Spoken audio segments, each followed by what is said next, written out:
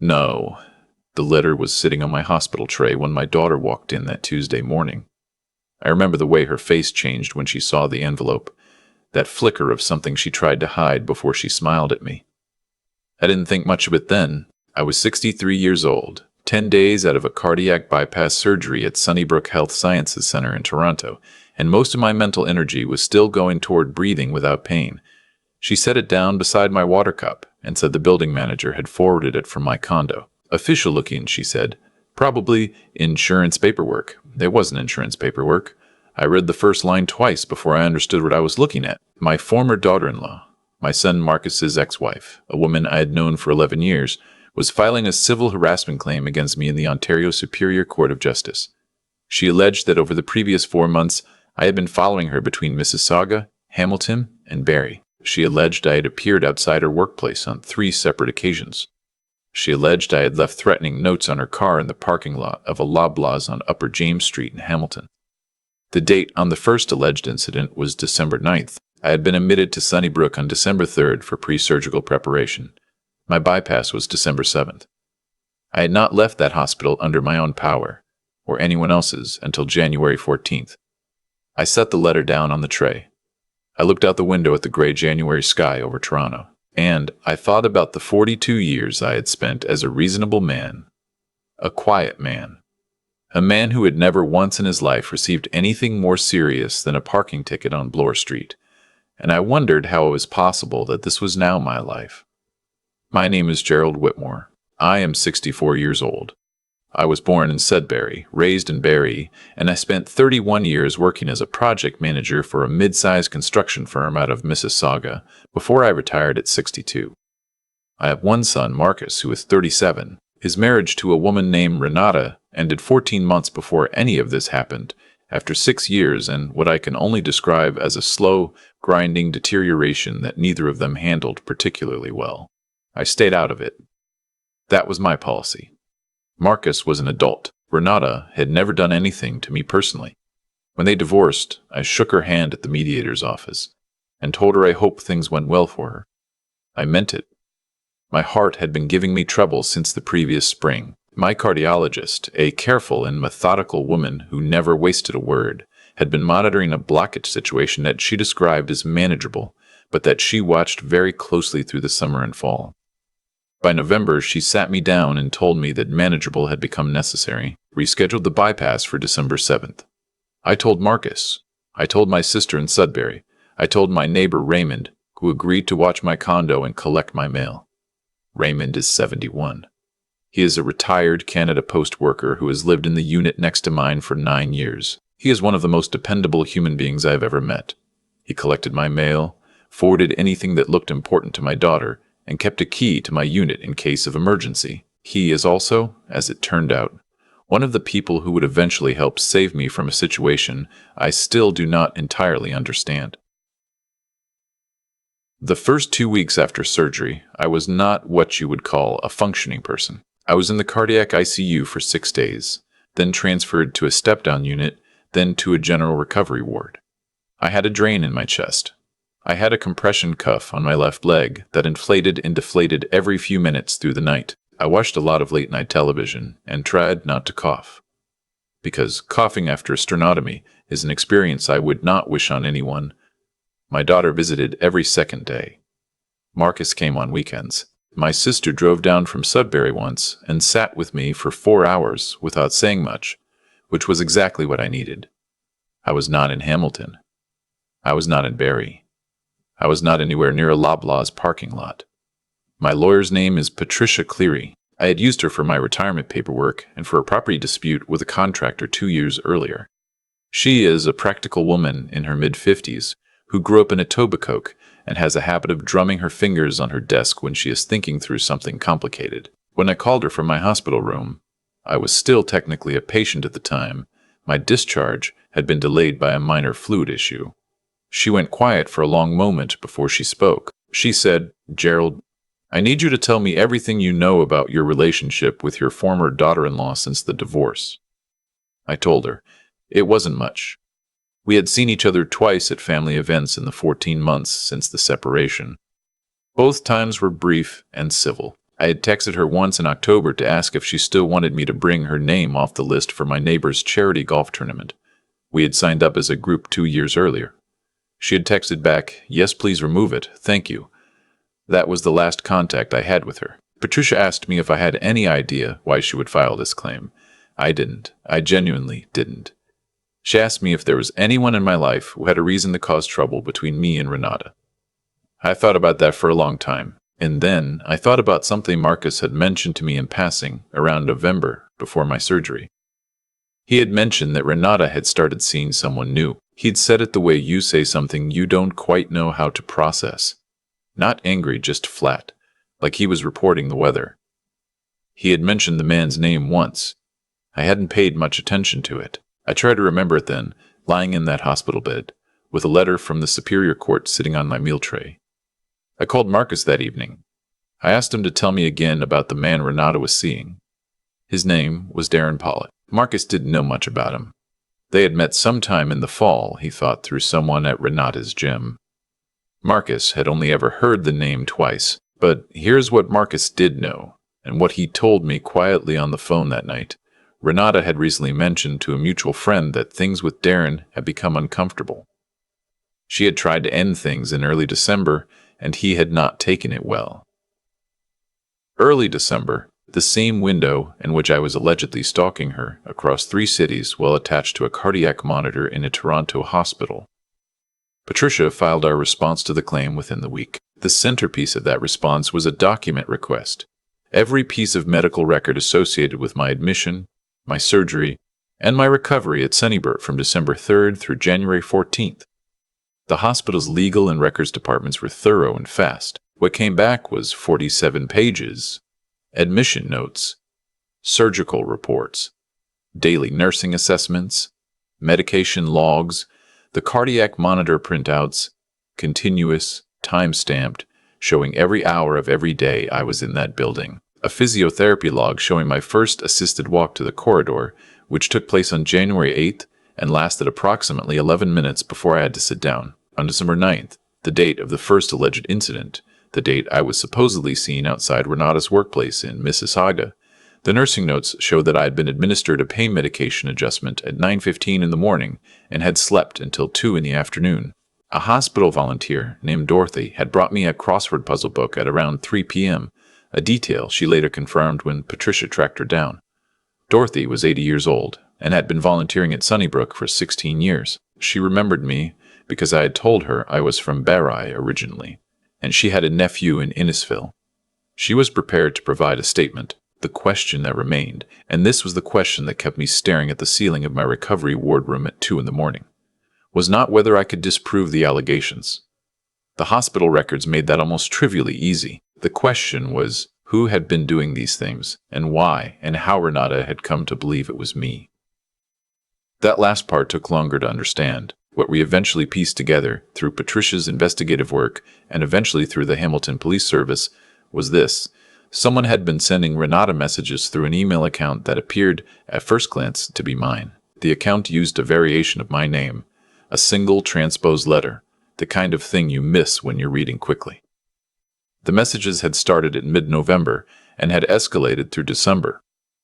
They were not overtly threatening at first. They were strange.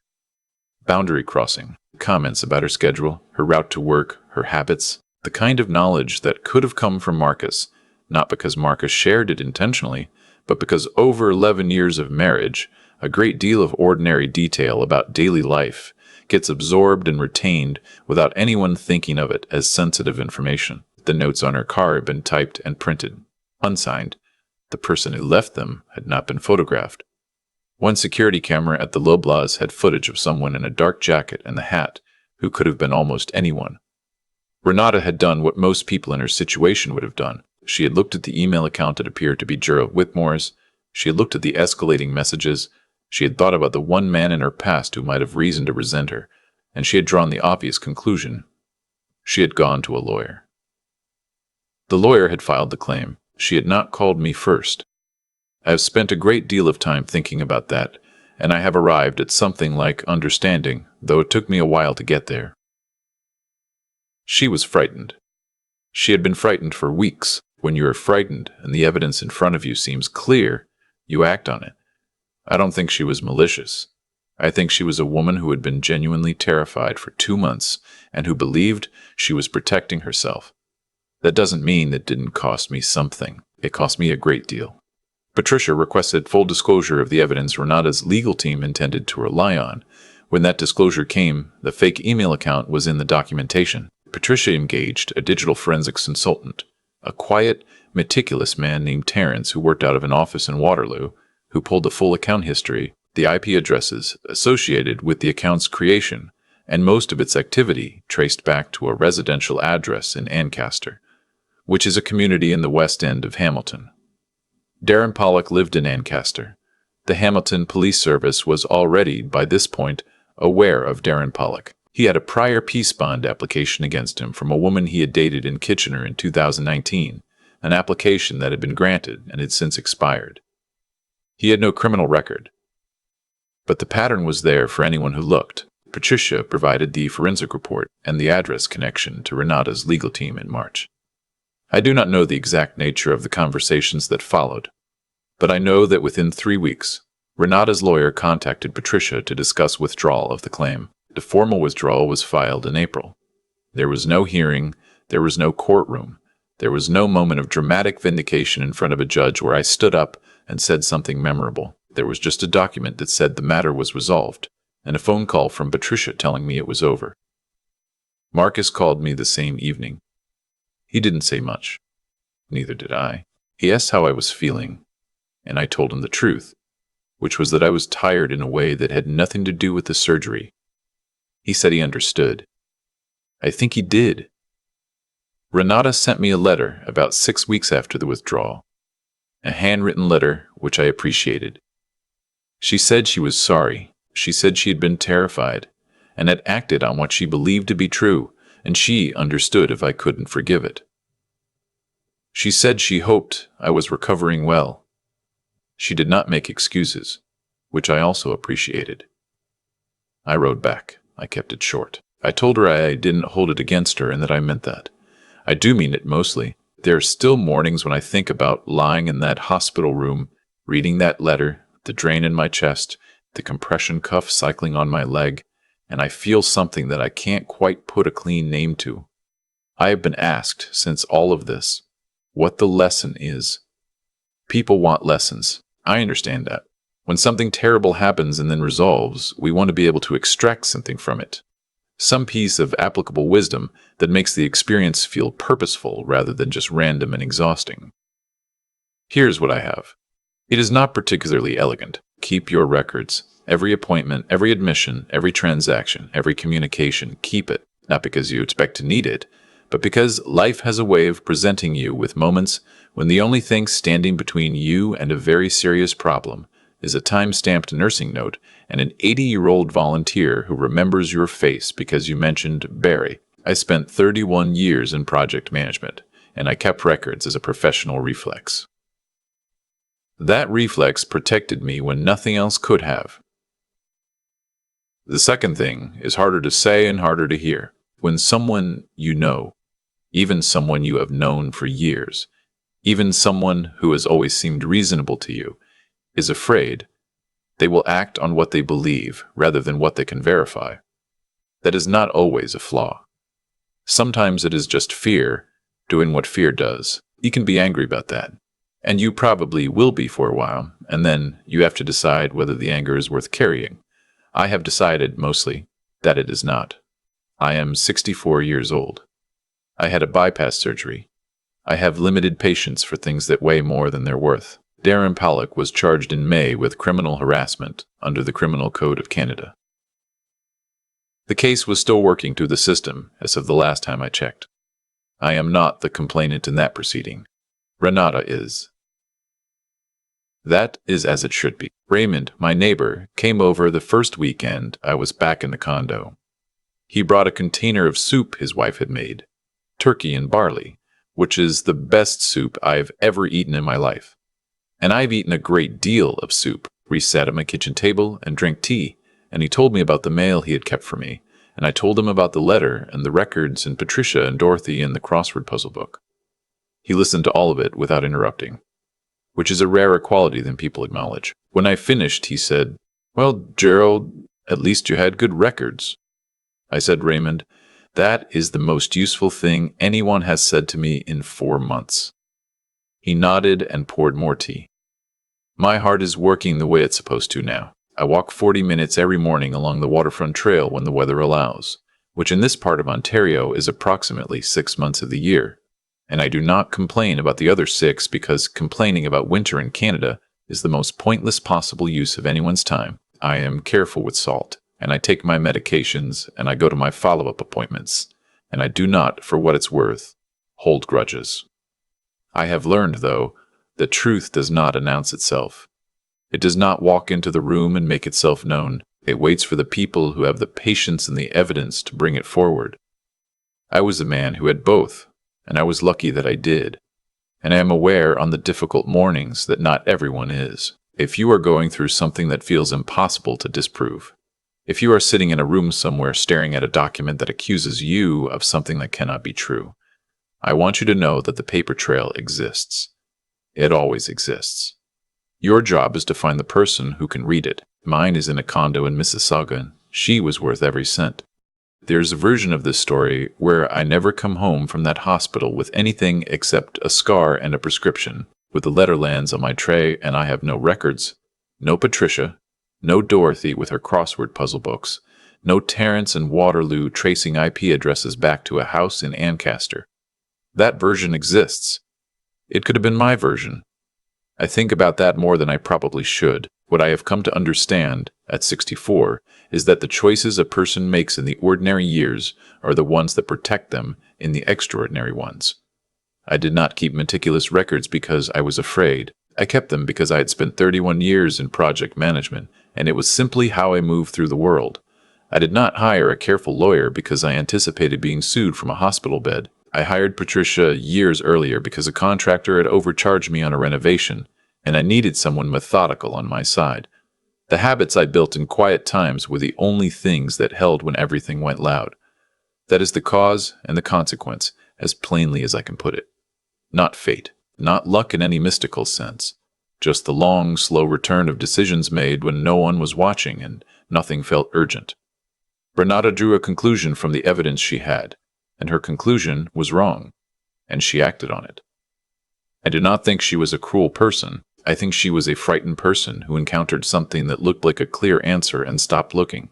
That is a human failing. I have had it myself. The intelligence this story required, and I mean that word carefully, not as a compliment to myself, but as a description of a tool, was the willingness to slow down to ask what is actually true here rather than what appears to be true. Terence, sitting in his office in Waterloo, did not assume. He followed the data where it went. Patricia did not take my word for anything. She built the case from the documents outward. That discipline, that insistence on verification over assumption, is what unwound 4 months of manufactured reality in the end. And then there is the question of endurance, which nobody talks about honestly enough. I was not strong in any dramatic sense during those months. I was tired and I was frightened, and there were nights in that recovery ward when the whole thing felt genuinely unsurvivable in a way that had nothing to do with my heart. What kept me moving was not courage. It was the much smaller and more reliable thing of simply continuing to do the next task. Call Patricia. Answer the disclosure request. Wait for Terence's report. Walk the corridor for 11 minutes, and then sit down. Do the next thing. That is what endurance actually looks like from the inside. Not a wall you build, but a series of individual bricks you lay one at a time without knowing yet what you're building. Gerald Whitmore made it through because he had spent decades being the kind of man who kept his paperwork in order, hired people he trusted, and did not catastrophize before the evidence was complete. The same qualities that made him a decent project manager made him, eventually, a difficult man to destroy. That is not an accident. That is the only kind of justice that is truly reliable, the kind that comes not from a courtroom, but from a life built with enough care that the records speak for themselves when your voice is too tired to.